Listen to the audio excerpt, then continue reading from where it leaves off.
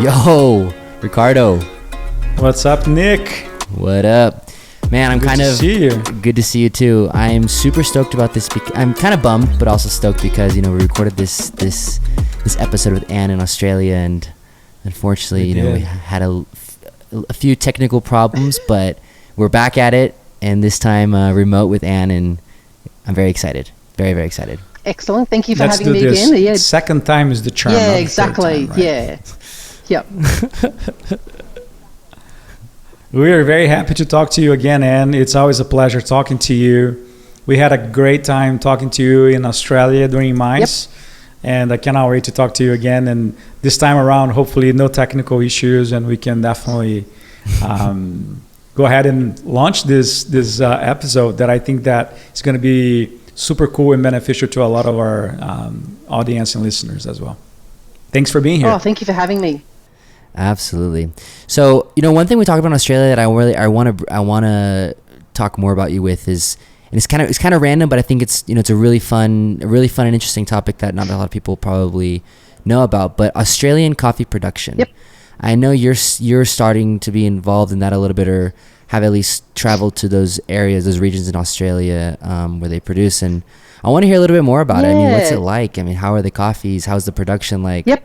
Well, it's there's quite a bit to kind of, I guess, I'm just thinking about myself in terms of, I've been around. I actually remembered growing up, my auntie had a coffee tree under her house that I didn't realise that I would always run around past, and until like later on when I was deep in coffee, and my mum said, "Oh, you realise that your auntie had this coffee tree?" And I went, "Oh, okay, cool." And so I grew up up north, in North Queensland.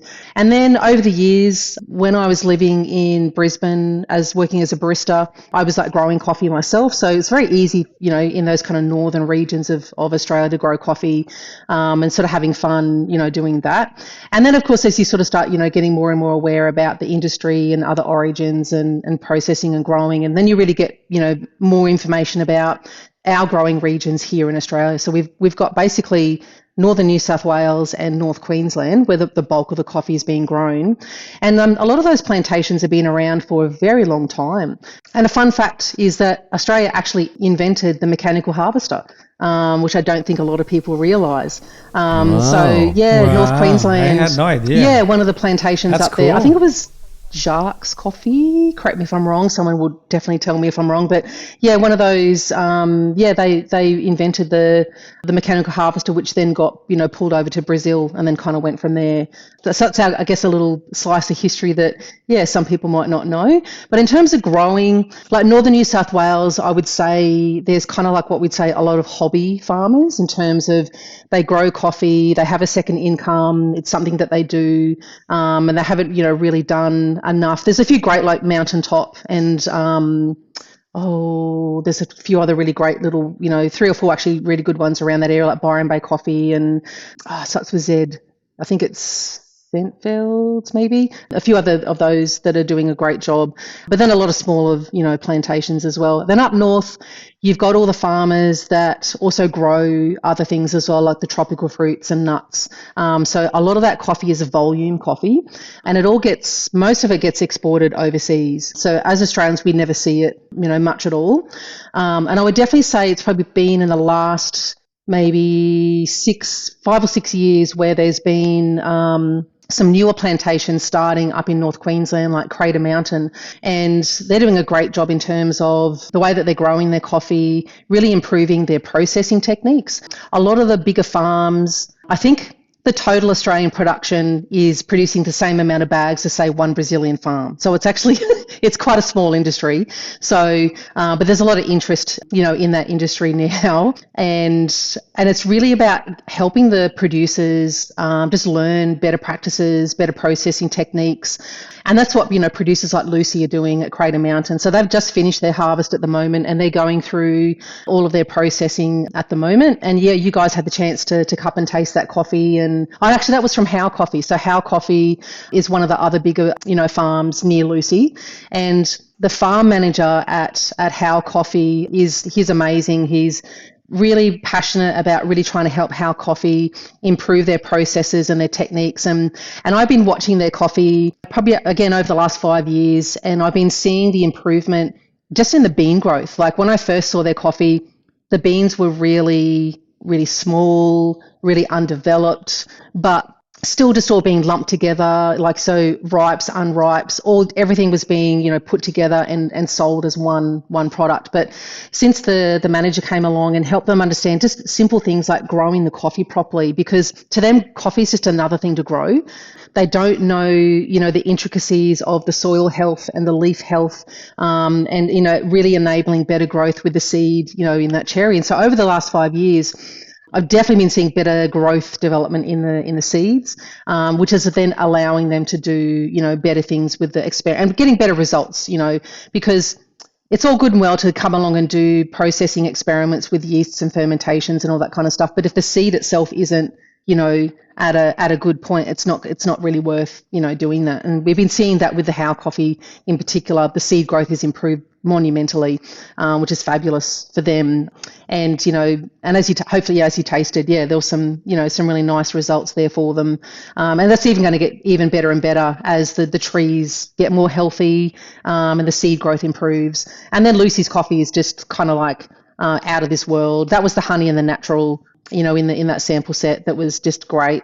And they're just doing amazing things up there. And I really look forward to seeing her tasting her harvest this year. Oh, and also too, I forgot to mention, I think from our chat. That's great. I was just going to say, really quickly, I think one thing that's really intriguing is that Australia doesn't have broker. So that's probably one thing, that they don't have that other origins face as far as growth. So the opportunity to grow and improve and evolve the Australian coffee industry is, it's quite exciting and at the moment. So they don't have any natural pests or diseases to deal with at the moment because we've got very strict biosecurity, coming into the country, and that's been really a really great benefit, to the producers here. Very, very, and they know that they're very lucky to have that as producers and growers. Yeah. Nah, absolutely. That's huge. Yeah. Not having broca to deal with. Yep. It's I wonder what percentage of coffee worldwide is actually impacted by broca. And there's a huge considering amount. The altitude. So the average altitude here for the plantations is like 300 to 400 meters. It's really quite low, except for Lucy. She's at 1100, so she's probably the highest out of all of them. Okay. The bigger farms are really low, 300, 400. So they're very open to everything and anything there if it was around. Well, I had the privilege to cup some of these coffees, which was awesome. Yep. Thank you so much. I came to the office with the samples, and I didn't tell anyone where they came from. Yeah, cool. And I told them, I guarantee you nobody in this office has tasted coffees from this origin. And they tried to guess which origin, and nobody said Australia. Yeah, yep. So we actually had this beautiful opportunity to taste coffees produced in Australia and see potential as well, like you're saying. Do you think that you see more people in Australia investing in coffee farming? Because there's definitely a lot of land. There's definitely a lot of land that can potentially be used to grow coffee. So I'm curious to know, since you are so plugged in with the folks there in Australia in coffee, what do you think that is the outlook for the future of coffee farming in Australia? Yeah, I mean, I definitely know that there's roasters in North Queensland, especially like if they live around that kind of Cairns, North Queensland area, that if they own a plot of land or they've had an investment and they've got some space to grow some coffee trees, they're definitely seriously considering it. And I guess the great thing is that people like Lucy at Crater Mountain are leading the way because they're kind of learning as they're growing, and they can sort of really then step in and help. And I know they're amazing. They're really open to help people if they want to ask questions and learn more, and they're very welcoming. And I'm sure if someone had said, "Hey, we've got a plot of land," I'm sure Lucy would go, "Hey, here's some seedlings, go nuts. See you in 5 years, however long it takes, to get your trees ready for harvest, and off we go." That's really nice. Yeah, no, they're amazing. Yeah, because I know that they've just had to learn so much on their own, and they've done so well. Yeah. But yeah, there's definitely businesses up there or roasters that are gone, I have a plot of land. I can put coffee on that. Yeah. So there's a great opportunity for that. Yeah. Yeah, couldn't be more direct trade than that, right? Exactly. Yeah, exactly. I know. Literally. Exactly. No, that's super interesting. So I want to go back a little bit before you started, diving into the world of Australian coffee production, or just learning more about it and hear more about a little bit about your journey of, how you got to where you are today, right? I'm sure it's a long journey, so just give us a little bit of a synopsis, I would say. Yeah, I guess, long story short, in terms of, I mean, it's been, oh goodness, almost 30 years. So I guess I was the typical university student just working in a cafe to make ends meet. I was actually washing dishes, and I think that's a common story amongst many people. Sort of start in the back of house and kind of work your way, through to the front.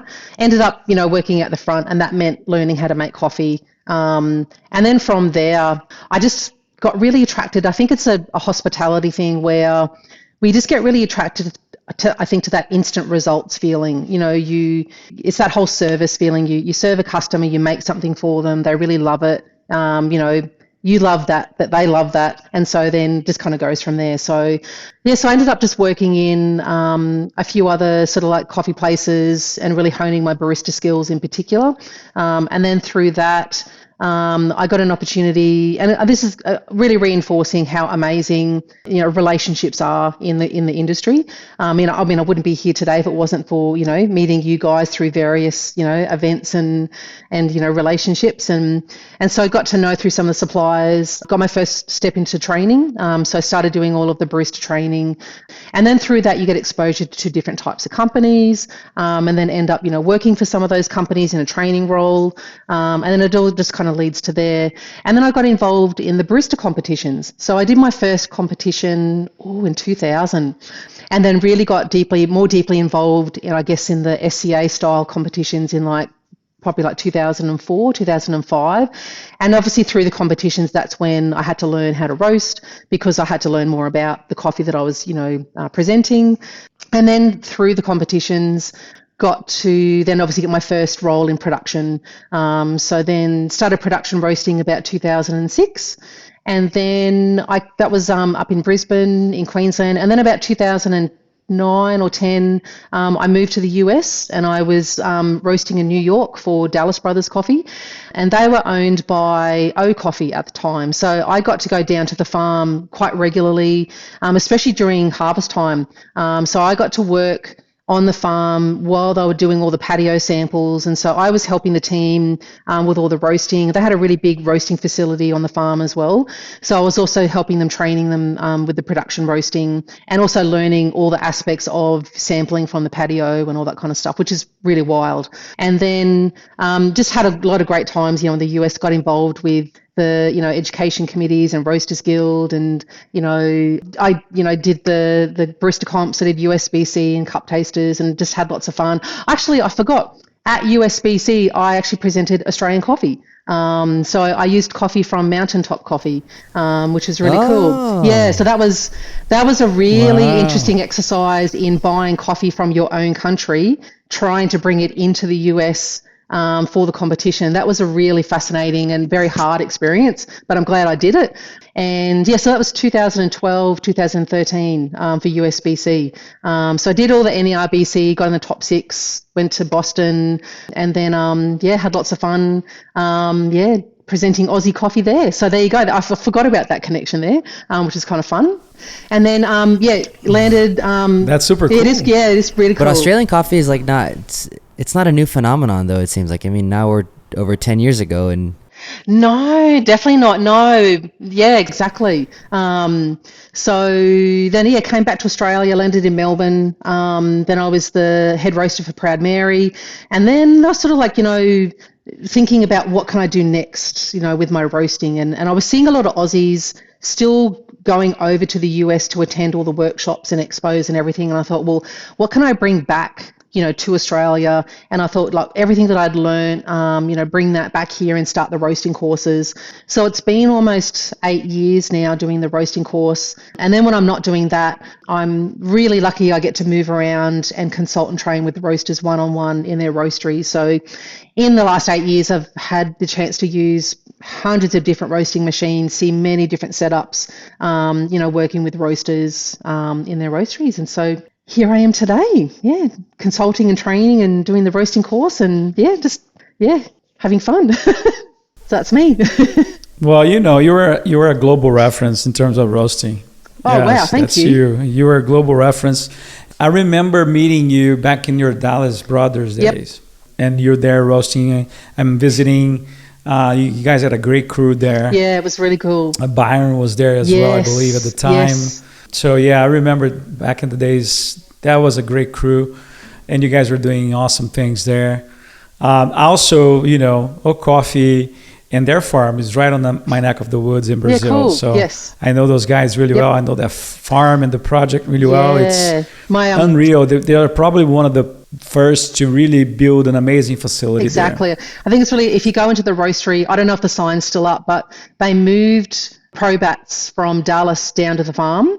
And so I think on the window it says, my mum is Ann Cooper, because I loved those roasters so much. They had a UG15 and a G45. They'd just been reconditioned and pimped out absolutely amazingly, and I just love those machines so much. So Johnny and Lola, they were just amazing machines. Yeah. So I'm not sure if the sign's still up anymore, but anyway.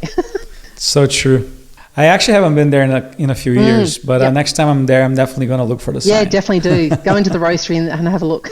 So, you've had quite the journey. I mean, you've been all over the world, literally Brazil, the States, Australia, competing, now consulting. With all that experience, you've faced your own challenges, as a roaster, as a barista, as a consultant. What throughout the years have you seen that's been a reoccurring common challenge that like roasters, not just in Australia but around the world, face? And I mean, does it vary on market? On market, is it vary in size? Is there a common issue? Absolutely, you found? And I think it doesn't matter. It's on all machines actually, and it's the whole how do you want to roast? It's the most common thing, and I think it's the whole when do you look at the software, and then when do you check in with the coffee and the roaster? But it's knowing, what to do with all of that information.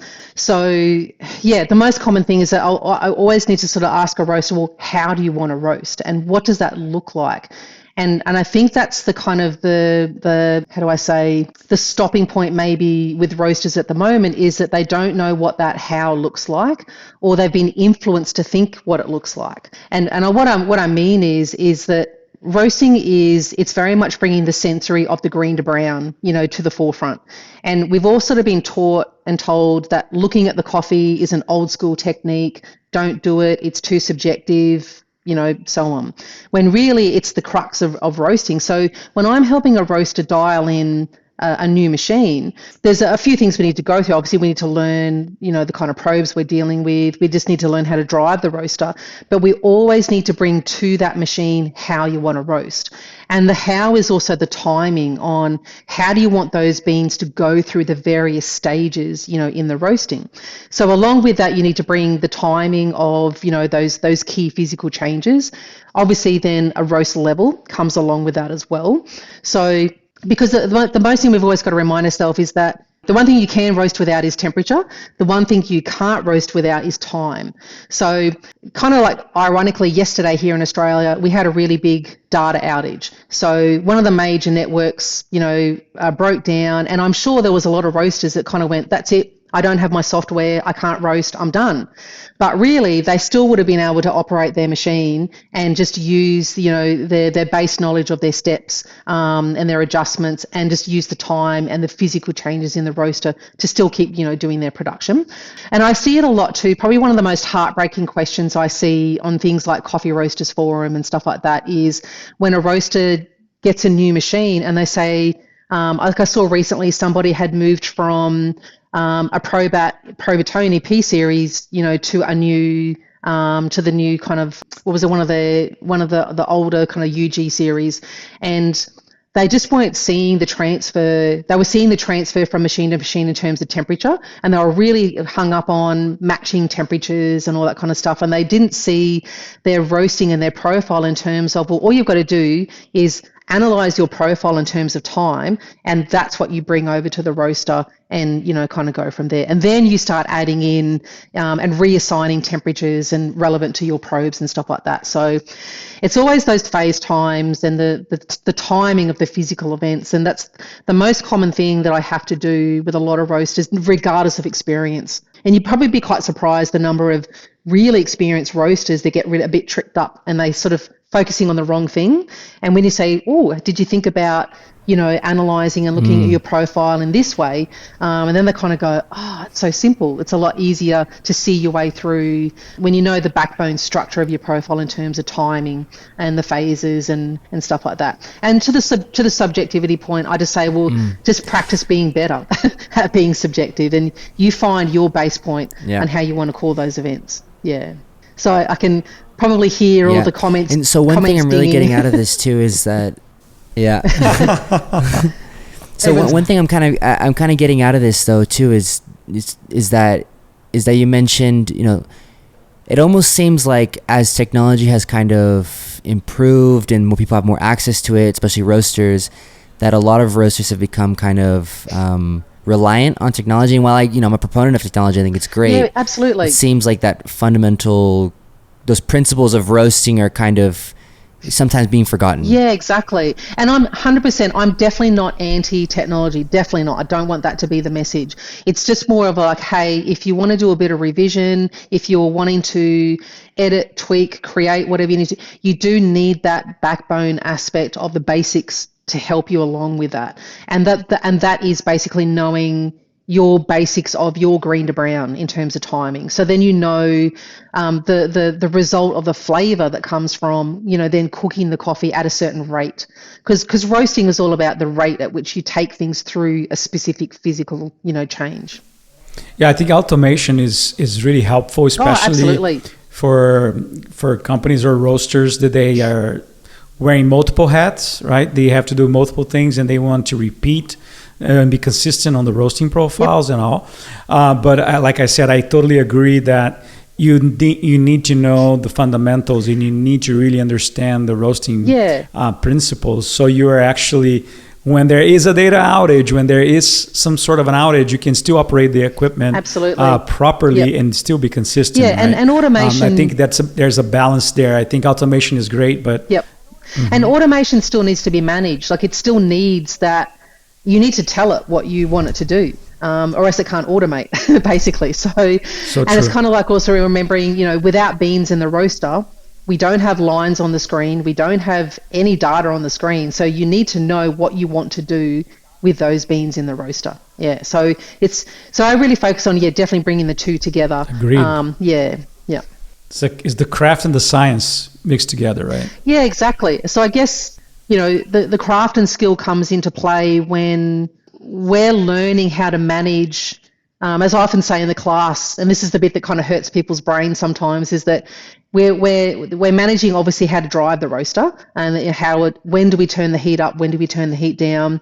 We're managing the energy in the beans as they increase, but we're also managing the energy in the roaster, and we're allowing that to, increase and decrease. It's the rate at which we allow those events to happen at, that's, is what's then encouraging certain flavors and kind of go from there. So it's kind of funny because when you kind of say, one thing's going up, one thing's going down, everyone just goes, what?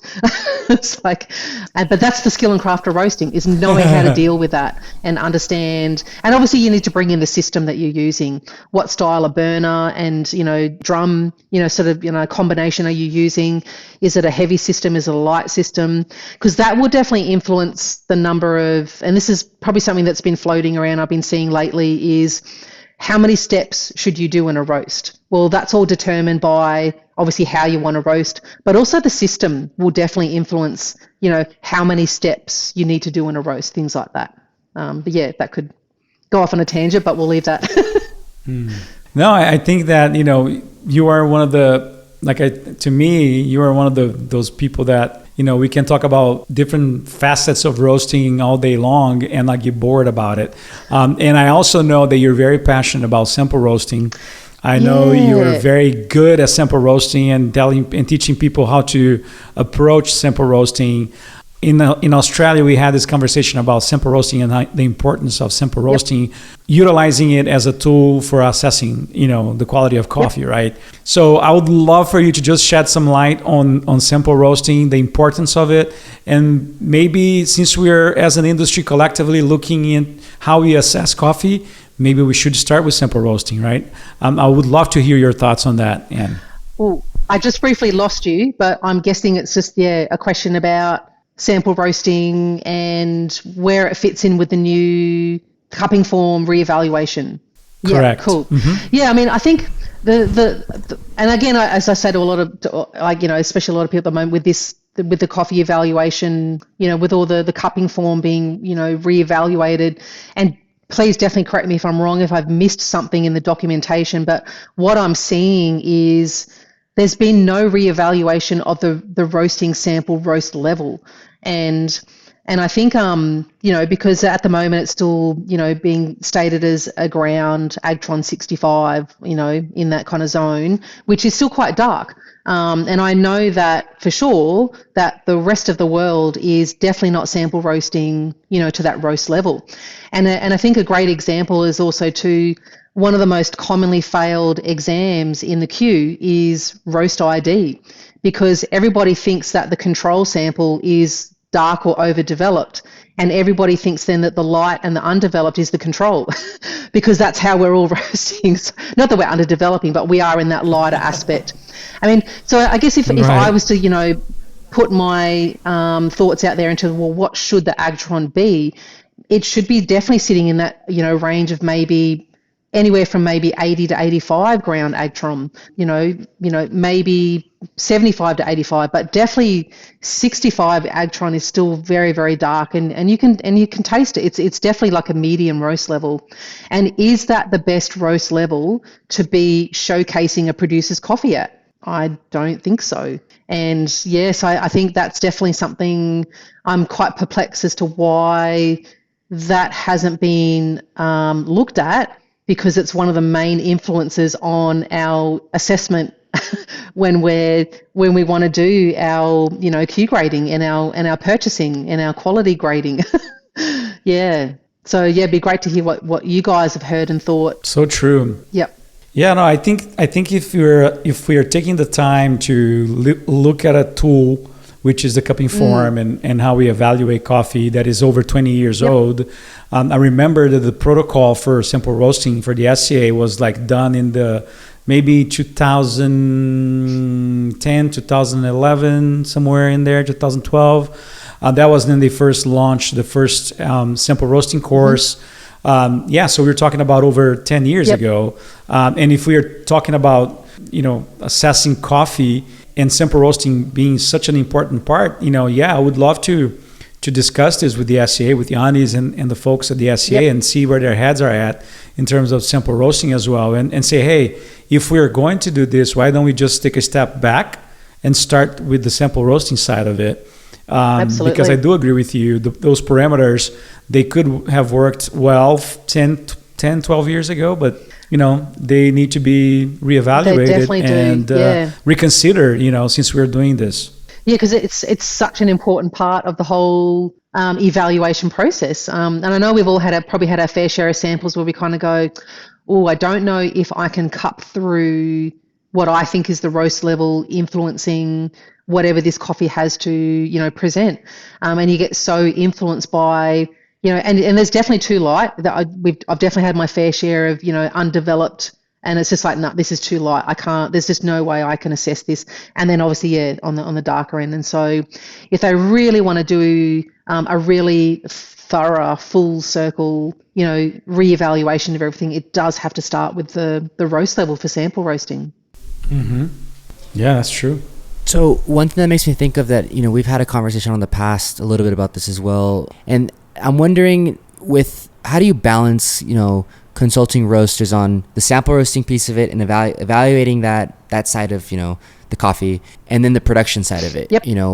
It's been a while since we had this conversation, but I remember we discussed this where it's two separate, they're two different things and two ways to think about it. So how do you go about balancing that conversation and kind of giving advice on that? Well, I guess The thing to remember is, I mean, I don't use a sample roaster to create a profile for production. Most of the time, because the sample is so small, it naturally moves faster in the roasting process. So my parameters for a sample roaster are naturally, a little bit faster because of, we're only roasting 80 grams, 100 grams, and obviously 50 grams if you're on a smaller Ikawa. So some people may argue, yes or no, you can do it. But I would say if you're trying to create a profile on the sample roaster, you've then got to think about can you match those parameters on a bigger production roaster?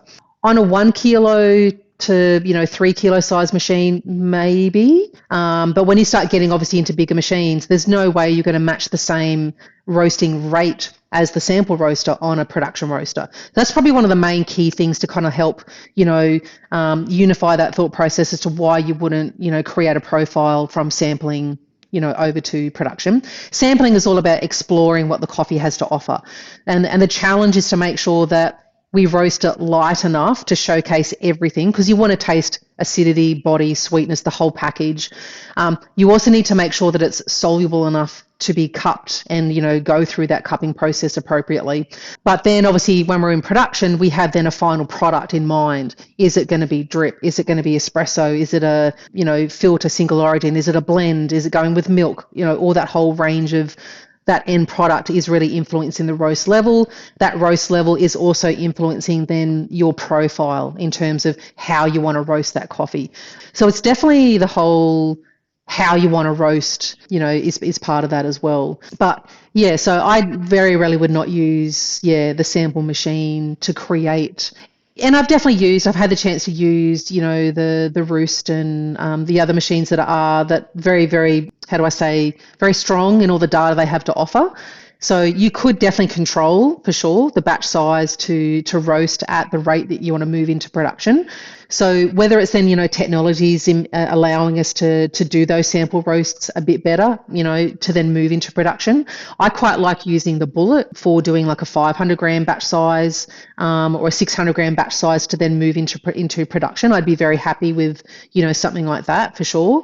But I still get a little bit nervous about the 80, 100 gram batch size because they kind of respond better just moving that little bit quicker. That's all. That's what I find anyway. No, that makes total sense to me. I think that, sometimes roasters can get confused, right? Like, I get the sample here. I'm going to sample roast this coffee. I'm going to assess the coffee, and it tastes this way, and then I'm going to replicate this into my, I think that assessing is one thing, and then going into production roast, this is, just going in there, and then you start from scratch again.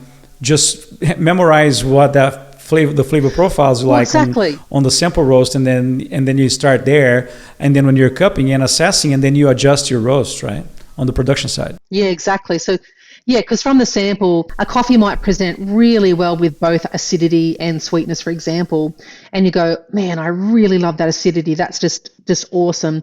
I've got the perfect profile and product for that coffee to go to, so I'm then going to roast accordingly to showcase the acidity. Or you might then do the other direction for the sweetness, because it's going to suit a specific product roast level, and then you have obviously the cooking strategy to then showcase that aspect of the coffee. So that's up to that. And again, the craft and skill of roasting is knowing what you want to do with your coffee, and then how you do that with your profile. Totally.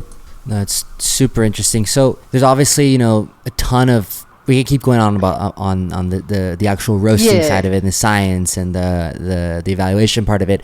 But I'm also wondering what other on like more of an operational basis of a roaster and that the roasters do on a daily basis. What other challenges do a lot of roasters face? Like, is it we've talked about understanding the C market or understanding or creating buying strategies. Like on the operational side of it, what's something that you've seen very common that it's still kind of ambiguous for a lot of roasters? I think it's always going to be potentially just understanding, just the market and buying their coffee, when to buy their coffee, and also understanding what traders go through themselves, and understanding that traders also have their own suppliers to deal with in terms of trying to get a hold of coffee and bring it in for the roasters and what that looks like. And so I think there's always going to still be a little bit of, because I'll often hear roasters say that they called their trader because the market dropped, and they go, well, then why hasn't the price of my coffee dropped? And it's kind of like, well, they probably tried to buy that coffee a year ago, because they have to plan ahead, because they've got things to think about as well. It's just because the market's going up and down doesn't mean that your price is going to change, and they're also trying to make sure that they're getting in supply for consistency, so you've got consistency, so roasters have consistency in their supply and all sorts of things. Yeah, so, sometimes I think just sort of, helping roasters better understand what traders have to go through themselves in order to bring the coffee in, for them, which I'm sure you hear all the time yourselves, lots of, questions and wonderings from roasters about that. Absolutely. So I have something actually I wanted to say, because I had the privilege and opportunity to have dinner with Maxwell Colonna a few weeks ago in London. And he just came out with a new book called The Business of Coffee, which is really, really interesting. And I cannot wait. I just saw one of the first copies that he just had received a copy from the editor. And we're just looking at it and seeing it, but we haven't been able to read it yet. But in there, I think there is going to be a lot of very helpful information for roasters to understand the players and their importances, and sometimes. So, but I as an importing company, right, we deal with roasters all the time, asking those questions like you just mentioned, and sometimes is they don't understand the complexity of the business. And even though we are trying to explain to them what we face as importers, sometimes they don't really understand, because it's not something that they deal on the daily basis, right? So our job is to really find ways to communicate properly with them, and then being transparent and open to them and say, hey, listen, when you bought this coffee, we fixed the price. And therefore, at that point forward, whatever the market does, really, we don't have anything to do, because the contract was fixed based on the day of the market, that time we bought the coffee and so forth. Then there's nothing we can do at that point, right? If the market goes down, we're not going to charge you, because we already have a contract agreed upon. If the market goes up, we're not going to change. And that's how it goes. Maybe the next purchasing you do, the market is more in your favor, and then we can adjust accordingly. And again, some coffees, they don't change, with the market. Some producers, they have a faithful following, a faithful clientele, and they may not change the pricing from year to year, from crop to crop, no matter what the market is doing, right? So there's a lot of these complexities that we deal on the regular basis, and really our job here is to really be working in a transparent way with producers and roasters, so they really understand the dynamics. And we are here just facilitators, service providers, and trying to make sure that we can provide the best service for both sides of the equation, the producers and the roasters as well. So it's not an easy job, it's not an easy task, but this is what we do, and I think that there's a huge value on aligning yourself as a roaster, as a producer, with the right allies to help you actually navigate this market and the market volatility. Yeah, definitely. Nice. Super fascinating. Oh, that's great. And how can roasters find Ann Cooper? Oh, yes. So my website is just eqmr.com.au. On Instagram, I'm just Roasteress Coops. That's probably the two main areas at the moment you can find me. Well, I highly recommend people, finding you either on Instagram or on your website, because I do know for the long run, you're going to be saving them a ton of money and helping them make wise decisions. And for me, it's always a pleasure talking to you. Thank you always so much. Talking to you is a pleasure. Likewise. We always learn something new. Thank you so much for being here, and I hope to see you soon. Absolutely. Thank you. Yeah, look forward to our chat next time in person. It'll be awesome.